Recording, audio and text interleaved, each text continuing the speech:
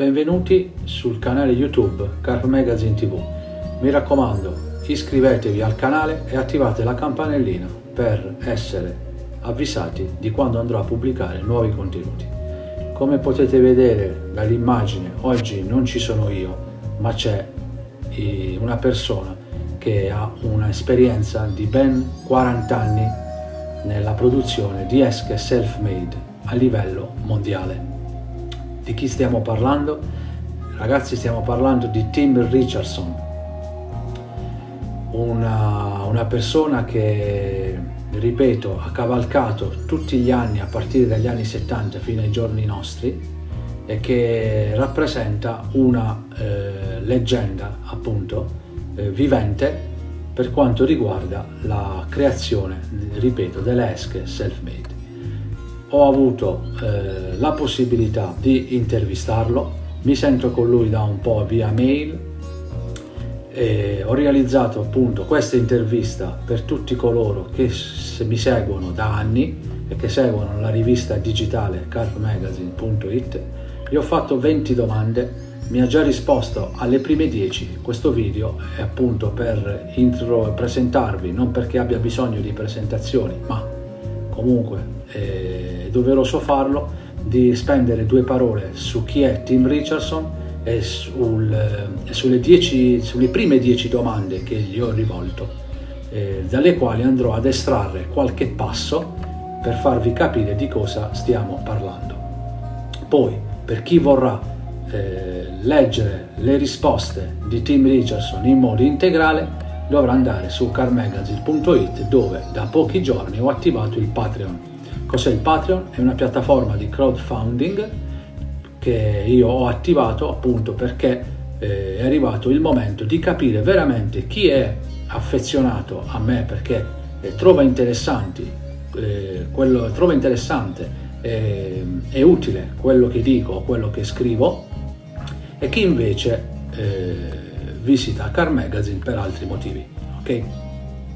Quindi per poter da oggi in avanti accedere esclusivamente ai miei articoli, ma soprattutto ai miei articoli, quelli più tecnici, articoli o video, dovrà abbonarsi al Patreon per poter avere la possibilità della visione appunto integrale di questi contenuti. Allora, torniamo all'ospite d'onore di oggi. Devo già dirvi che mi sento davvero onorato della possibilità che mi ha dato Tim Richardson nel poterlo intervistare e capirete il perché vi sto dicendo questo. Allora, le prime 10 domande che gli ho rivolto sono queste. La prima è questa: ciao Tim, grazie per avermi concesso questa breve intervista. Dimmi qualcosa di te, dove sei nato, dove vivi, come è cresciuta in te la passione per il carp fishing e il mondo delle esche. Allora, vi dico subito che alla prima domanda lui mi ha risposto, a questa domanda qui lui mi ha risposto subito con 16 pagine di risposte.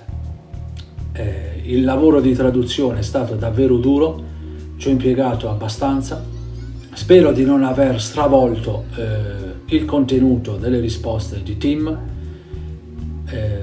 Poi se ci sono appunto durante questo video degli intermezzi, delle pause, cercate di capirmi, ma l'argomento e il documento che ho davanti ai miei occhi è davvero vasto.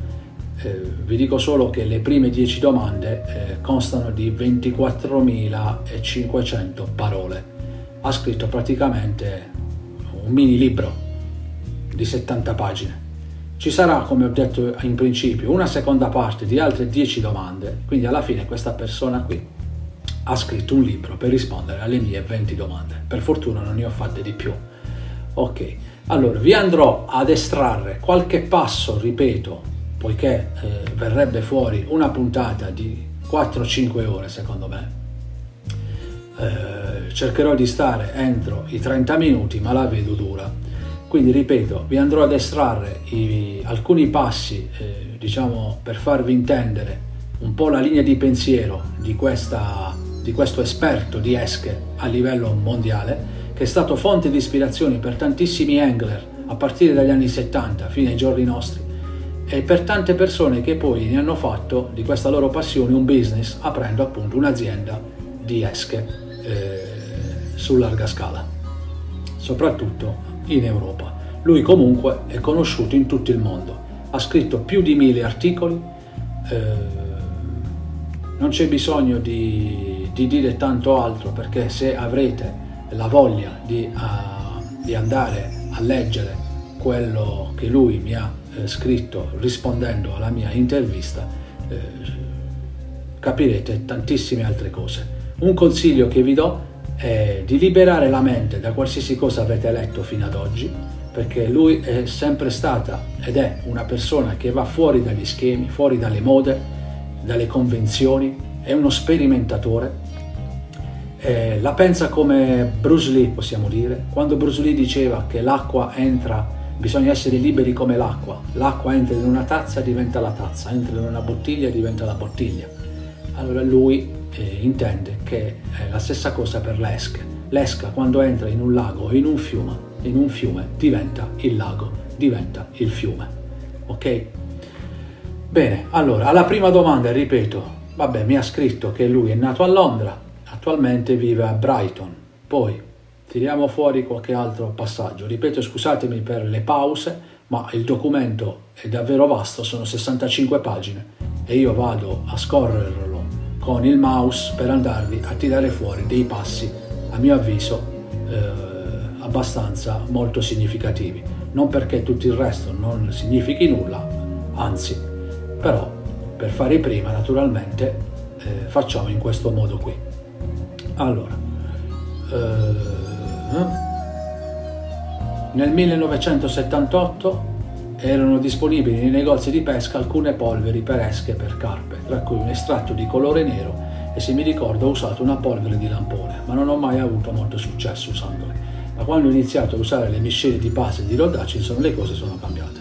Lui aveva, come dire, moltissima stima ed era molto amico a Rod Hutchinson, lo stesso gli dava i suoi prodotti all'epoca affinché Tim li potesse testare e provare nei 400 bacini in Inghilterra dove Tim Richardson ha pescato e pesca ancora tuttora. Ripeto che vi ricordo anche che lui ha scritto 3 ebook davvero molto interessanti, l'ultimo consta di 800 pagine, ok, che va sicuramente a surclassare i precedenti 2. Poi tiene anche lezioni one to one per imparare a creare esche davvero attrattive nel vero senso della parola. Poi sempre alcuni passi della risposta alla mia prima domanda. Ho usato i popolari aromi in polvere Beard's Angel Delight in polvere e anche le polveri per frullati Nesquik. Ogni tanto usavo anche cibi di mare, carni varie, cibi per animali domestici macinati, proteine del latte, latte intero in polvere, cibi per uccelli come cedepi, tix, eccetera. Mi ero abituato ad andare in farmacia e in altri negozi per trovare le proteine liquide Minamino e il caseinato di calcio Casilan molto prima che arrivassero le boilers commerciali. Poi parla del suo rapporto con le esche pronte congelate dell'azienda Richward, fa i complimenti agli aromi che usavano, erano veramente eccezionali, e quindi lui questa cosa qua l'ha spinto a sovraromatizzare in modo massiccio anche le sue esche fatte in casa. Lui pescava nel suo club di pesca sullo Shotgate nell'Essex e dal 1983 ha catturato pesci di piccola taglia, poi sempre più di taglia, fino a quando ha catturato la sua prima 20 libbre. Poi andiamo avanti, scorriamo qui il documento. Le sue prime esperienze di utilizzo con le esche HNV contenenti estratti di frutta insieme a proteine liquide e alti livelli di aromi e dolcificanti, ad esempio come la miscela di base Mingle Fruit di Rod, ebbero un tale successo che il mio istinto fu quello di esaminare molto di più le sostanze attrattive e cercare di allontanarmi un po' dalla teoria convenzionale delle esche HNV ad alto valore nutrizionale.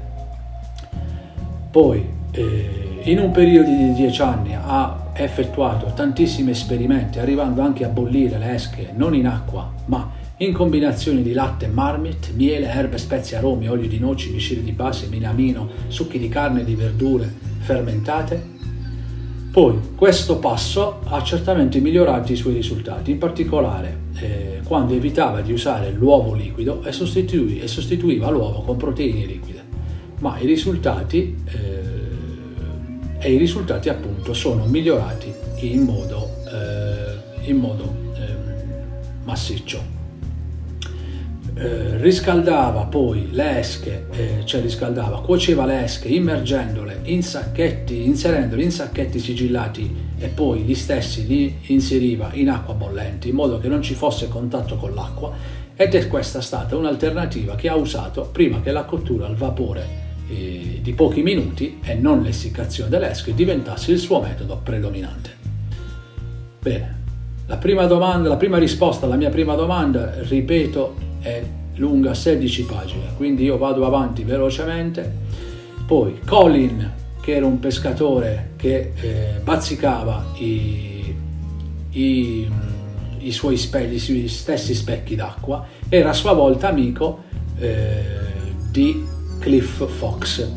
Praticamente lui scrive testualmente che sullo Shotgate, dove ha pescato contro diversi pescatori innovativi, un giorno al lato del suo spot, dove lui aveva l'attrezzatura, appunto, c'era anche un certo Cliff Fox, fondatore della Fox International, e dall'altro c'era questo ragazzo che spesso pescava con Cliff, che era Colin, che si vantava che la sera andava la domenica successiva sarebbe andato a cena da Kevin Maddox. Kevin Maddox appunto diceva, a proposito delle esche, di continuare a leggere i giornali scientifici sui pesci e di notare che man mano che ripeteva che stava usando più proteine nelle sue esche, i pesci che catturava diventavano sempre più grandi. Poi andiamo avanti. Ricordo di aver chiacchierato al telefono con Martin Locke della Solar in un periodo in cui molti dei suoi prodotti per eschi fatti in casa venivano acquistati dagli scaffali in modo veloce, cioè ne vendeva parecchi, e quindi questo Martin Locke appunto della Solar diceva: non preoccuparti dell'esca, in pratica compralo dallo scaffale e goditi la tua pesca. Ma sapeva che le cose potevano essere, cioè Tim, fatte meglio, e non voleva diventare dipendente dalle ready made. Volevo esplorare molto di più le possibilità fatte in casa, sentivo e sapevo che i risultati possibili erano davvero sorprendenti, senza spendere migliaia di euro in grandi volumi di boilers pronte ogni anno solo per competere in acque sempre più competitive. Volevo risultati sempre migliori e più rapidi, usando bassi volumi di esche ma molto più potenti delle esche delle ricette convenzionali, e sapevo che questa era una strada percorribile. Quindi, dopo anni di utilizzo delle esche, quasi 25 anni di utilizzo di esche HNV, lui ha iniziato a percorrere la strada di esche della creazione di esche basandosi sulla densità degli ingredienti. Stesso principio che si applica nell'allenamento. Ci sono allenamenti, parlo di allenamenti di bodybuilding, ok? Perché lui trae spunto da diverse materie che anche dal bodybuilding trae spunto, parlando di densità degli ingredienti, ossia ingredienti molto più potenti, come nell'allenamento. Appunto, quando si parla di densità significa utilizzare delle tecniche che ti permettono in metà tempo di ottenere gli stessi risultati, quindi basati appunto sulla densità.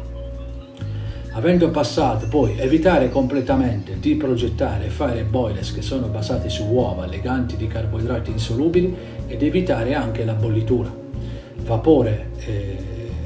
cuocerle al vapore in pochi minuti senza coinvolgere l'acqua, oppure cucinare le esche in sacchetti di plastica in acqua bollente, quindi senza che vengano in contatto con l'acqua direttamente, oppure tornare alla cottura di base delle esche galleggianti, come quando si fanno le pop-up e si cuociono al microonde.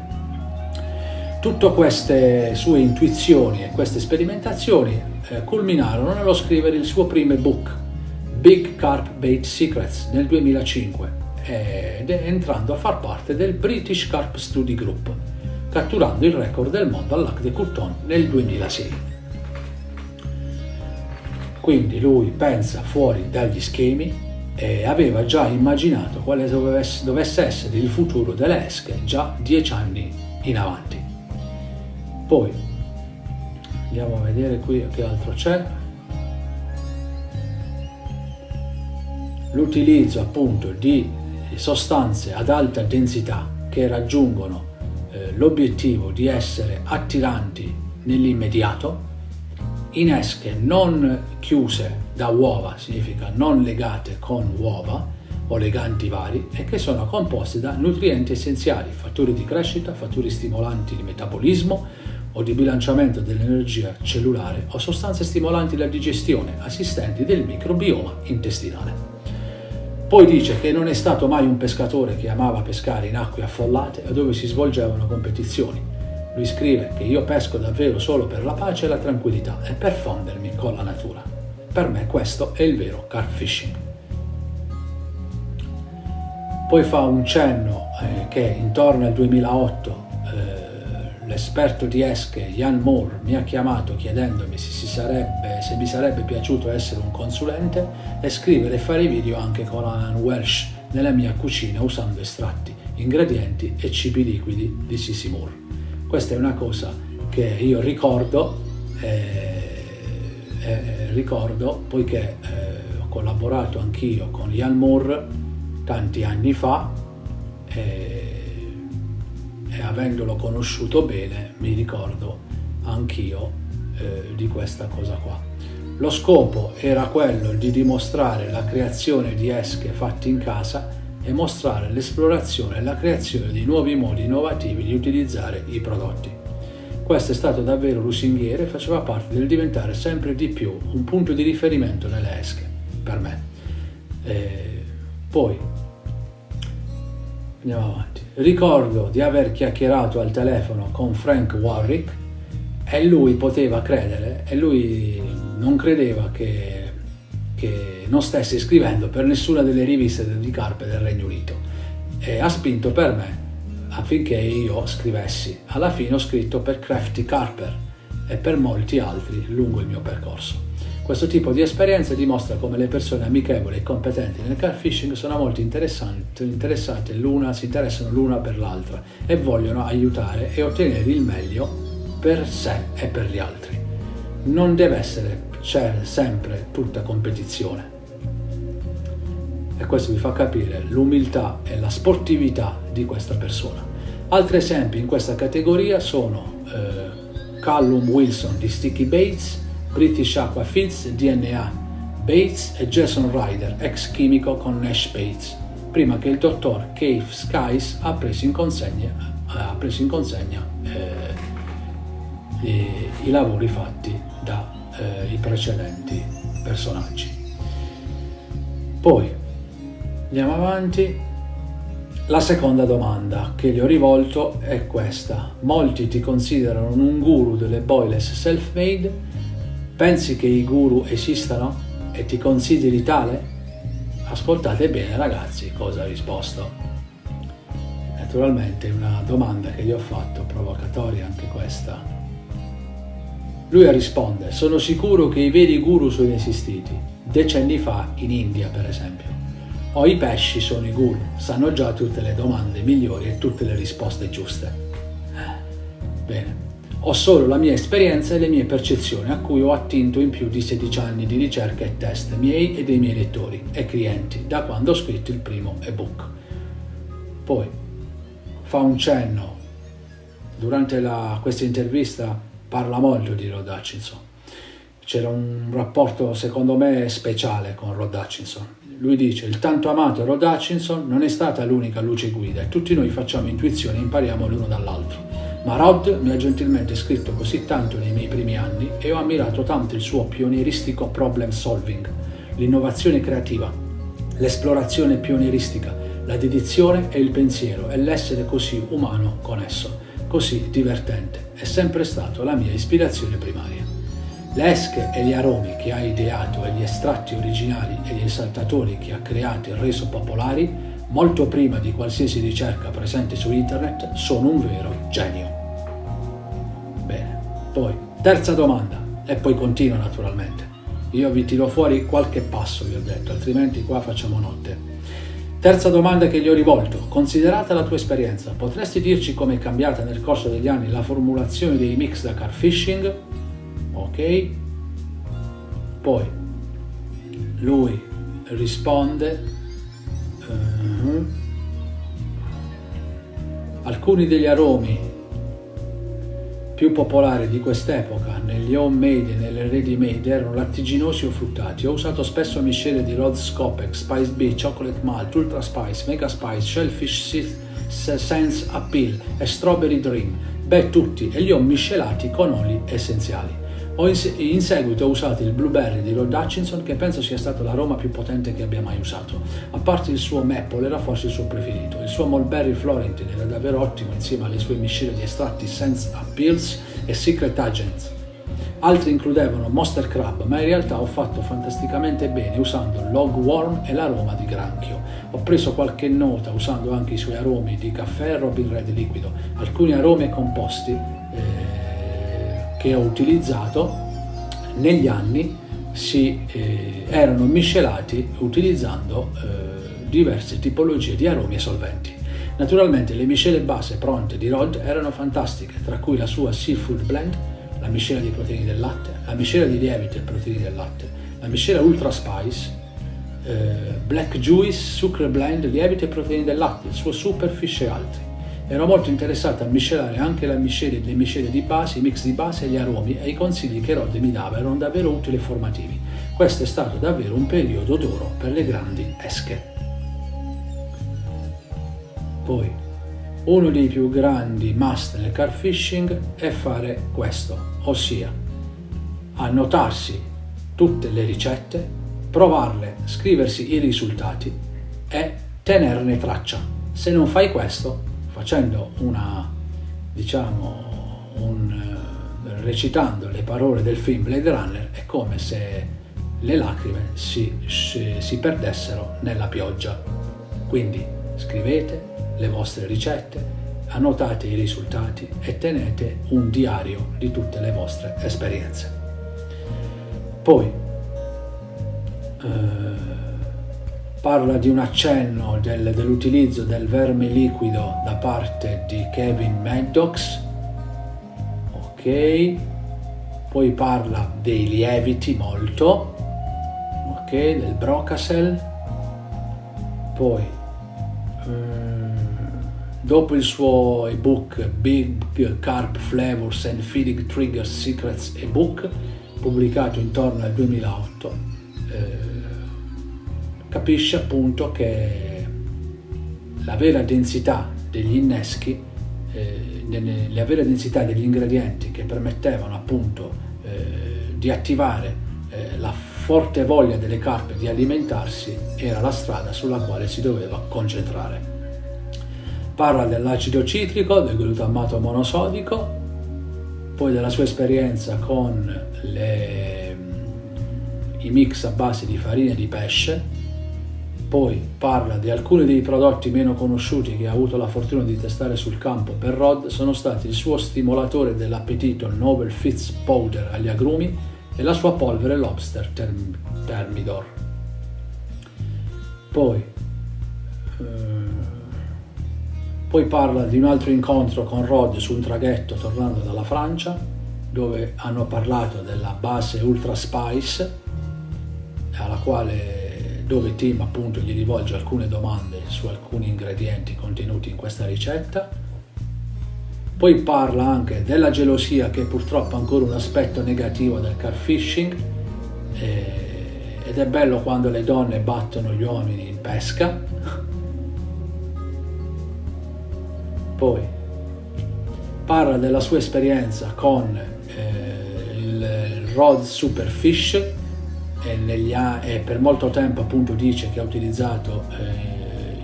utilizzato in diverse miscele, ha usato l'LT94, il Provimi 66 Fishmeals, ok? Polvere di pellet di halibut, lieviti, spezie e quant'altro. Poi dice che l'esca deve a suo avviso essere e rimanere intatta solo per circa 6 ore, che secondo lui è il lasso di tempo che ha elaborato come miglior compromesso tra esca solida, rilascio e ripartizione, rilascio di sostanze attrattive e nutritive, ok? Cioè, secondo lui un'esca funzionale deve avere quella durata lì. Infatti ha cominciato a catturare il doppio dei pesci utilizzando questa tipologia di esca. Poi fa degli accenni ad altre aziende come la Mainline e la Nash. Poi parla del krill e del suo impatto sulla biodiversità. Poi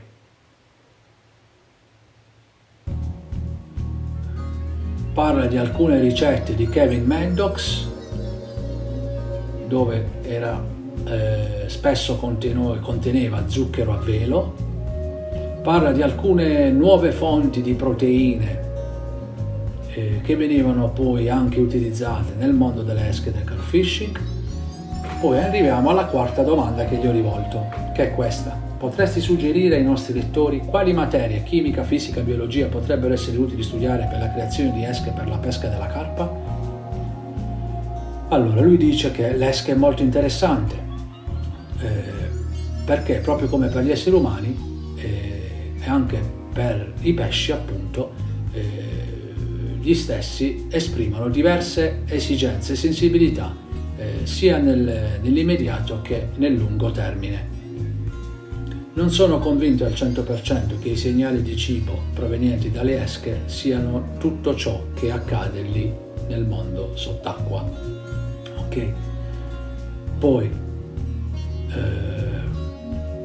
risponde appunto cosa studiare alla mia domanda dicendo che ovviamente bisogna studiare biologia marina, elettrochimica, chimica, biochimica, biologia dei pesci, fisiologia, microbiologia, nutrizione umana per la ricostruzione e il recupero, bodybuilding, come vi ho detto in principio, e molto altro. Aspetti come la digestione, i metaboliti, gli aminoacidi, gli ormoni, i cofattori, i coenzimi, gli enzimi, le vie metaboliche, il metabolismo cellulare, il microbioma, le neuroscienze e la neurologia, la tecnologia alimentare e la lavorazione degli alimenti, le etichette degli alimenti, per quanto possibile lo studio dei segreti degli aromatizzatori e dei componenti del gusto.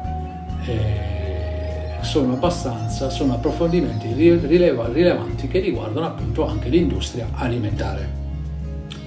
Poi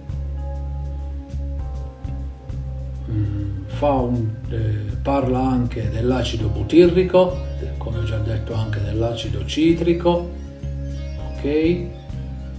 Poi andiamo avanti.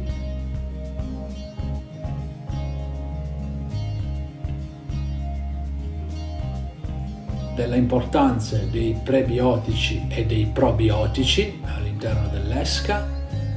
Quinta domanda: cosa ne pensi delle boilies ready made di oggi? Questa è un'altra domanda che gli ho fatto provocatoria, alla quale lui ha risposto in modo esaustivo. Poi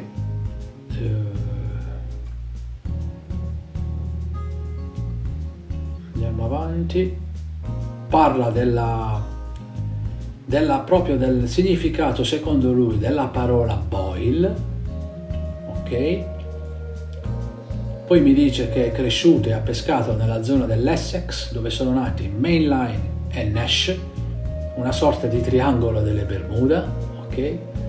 Ho parlato a volte con pescatori che diciamo che hanno poi creato delle aziende, sono nati dal nulla e hanno poi creato delle aziende diciamo prestigiose. Poi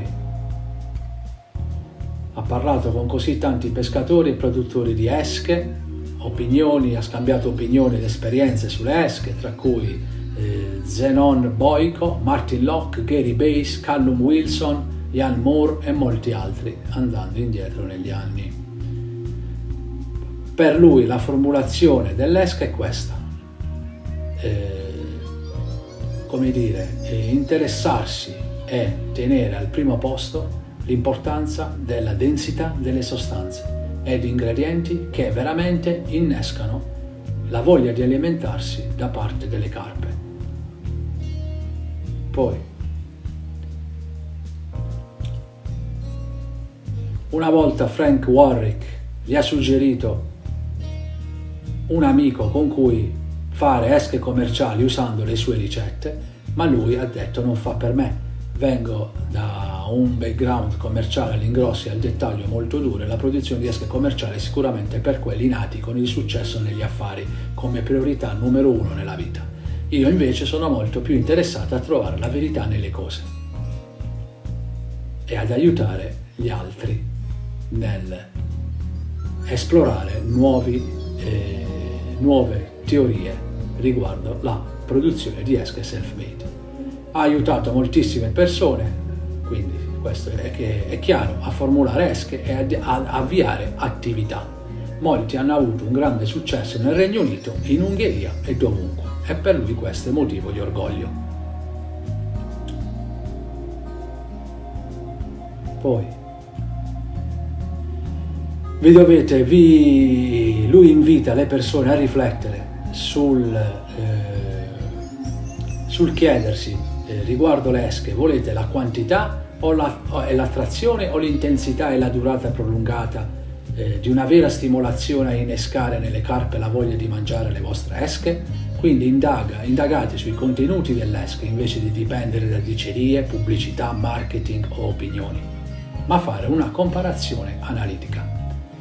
Provare le migliori esche che puoi trovare e testarle l'une contro le altre nelle acque dove uno abitualmente pesca e vedere quali risultano più catturanti e poi cercare di migliorarle. Quindi pescare con 3 canne sì, ma utilizzando 3 mix diversi, in quanto in questo modo andrete a colpire la sensibilità e andrete a stimolare le carpe, poiché fanno parte non sono tutte uguali, ma ognuna viene da un ceppo diverso, a vedere quali delle esche risulta appunto catturante. Sesta domanda: tra una boil che gli ho rivolto, tra una boil che imita il cibo presente nell'acqua e un HNV ad alto valore nutrizionale, quale sceglieresti e in quale ambiente acquatico la useresti? E lui dice, sempre tirando fuori qualche passo, non l'intera risposta: è dimostrato che gli alimenti naturali hanno alti valori di digeribilità per l'azoto e il fosforo rispetto ai mangimi. Quindi perché cercare di competere? Perché non sfruttare questo fatto? Ok.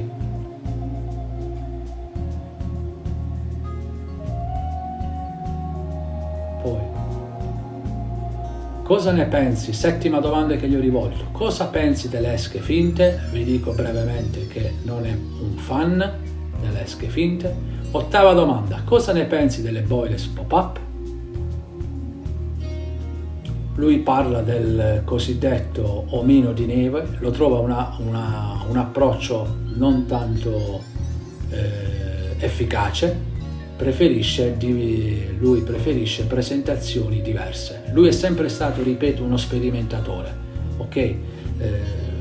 A volte mi fa pensare anche al mio percorso, nel senso che tipo anni fa io realizzai un video sul mio canale YouTube Car Magazine TV dove realizzavo un D-Rig con un materiale, il Power Gun, e mi ricordo che all'epoca fui quasi deriso per questo video qua. Eppure se andate a vedere sul canale stesso, magari se non erro forse è il video che ha più visualizzazioni. Allora ragazzi, quando trovate questi personaggi che vi prendono in giro, che vi deridono, non li dovete calcolare completamente, perché voi dovete andare dritti per la vostra strada. Sperimentate sia nella costruzione dei terminali che nella ideazione e realizzazione delle vostre esche, ok? Tutto quello che agli occhi della massa viene visto come strano, come ridicolo, come non vi deve togliere l'entusiasmo di provarci e di esprimere le vostre idee e quindi il vostro pensiero. Non pensateli. Poi, infatti lui scrive, a conferma di quello che vi ho appena finito di dire, lui scrive: perché non continuare a puntare e a smettere di copiare e invece sperimentare e pensare fuori dagli schemi? Provate a usare rigs sperimentali su una terza canna, magari, vi ripagherà davvero. Dovete menzionare la semplice osservazione che qualsiasi sperimentazione, qualsiasi idea voi riusciate a realizzare potrebbe essere una stimolazione una nuova stimolazione che date alla vostra futura, alla vostra carpa. Poi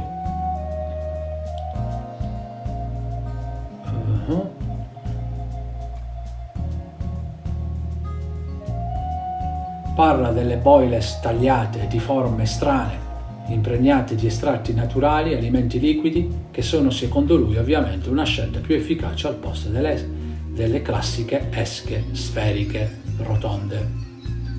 Poi, nona domanda che gli ho rivolto: qual è l'elemento più importante in una boil in modo che sia immediatamente riconosciuta come fonte di cibo in acqua? E lui risponde: questa è una domanda interessante e sono sicuro che molte persone daranno una serie di risposte diverse.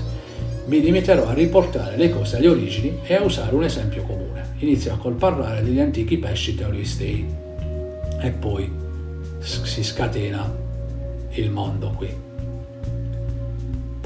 Vi tiro fuori giusto qualche passo. Tra le esche da pesca più famose della storia scritta c'è la pasta di carne di coniglio appesa e fermentata al miele. Questo è stato scritto da Isaac Walton nel suo Complete Angler, pubblicato nel pezzo del 1653. Poi, lo stesso principio si può applicare ai frutti. Fa un esempio delle bacche di goji disidratate e imbevute d'acqua e poi della sua prova con le bacche di goji e di come lui invece le ha trattate. Poi, decima e ultima domanda per questa prima parte dell'intervista: data la difficoltà della carpa a scomporre gli amidi, cosa ne pensi dell'inclusione di ingredienti precotti nel mix per sostituire il classico semolino, mais e soia usato nelle miscele per la pesca alla carpa dai primi anni 90? Vi tiro fuori solo il passo più importante, perché anche questa risposta è abbastanza complessa e lunga, e lui dice che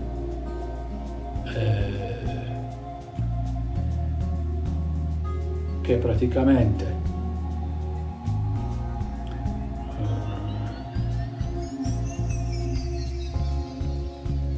la conversione dei mangimi con i carboidrati più efficientemente cotti, amidi gelatinizzati, dimostra una maggiore efficienza energetica dei mangimi stessi con una migliore digeribilità energetica.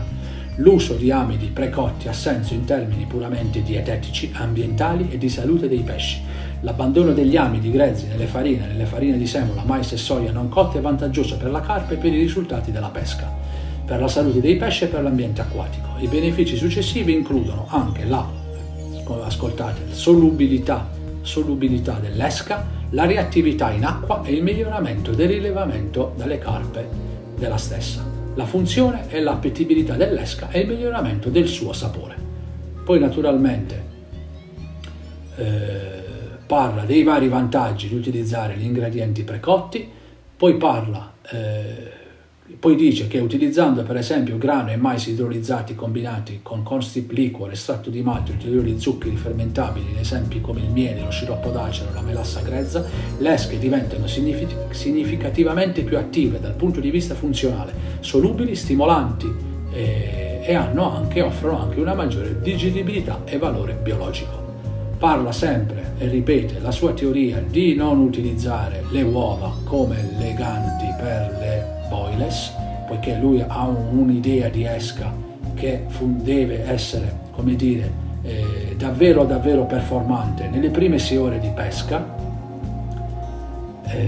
Poi che altro dice? Infatti lui dice questo, che potete migliorare molte esche con caratteristiche ad alto contenuto di carboidrati relativamente insolubili molto semplicemente, evitando di usare uova e includendo livelli significativi di additivi idrolizzati secchi e liquidi. Questo funziona usando anche meno esche. Quindi è contro i letti di boilers, i letti di pastura. Lui si concentra su poche esche messe nel punto giusto naturalmente e altamente attrattive. Come si fa questo? Vi ho già dato molte informazioni, vi ho già indicato la strada, ma se vorrete approfondire molto di più vi invito a leggere l'intervista in modo integrale. Bene ragazzi, concludiamo dicendo che questa appunto è la prima parte delle 10 domande, sono complessivamente 20, che ho rivolto a Tim Richardson, esperto di esche self-made a livello mondiale, che mi ha permesso appunto di potergli rivolgere queste domande sulla realizzazione e sul panorama delle esche degli ultimi 40 anni, si può dire.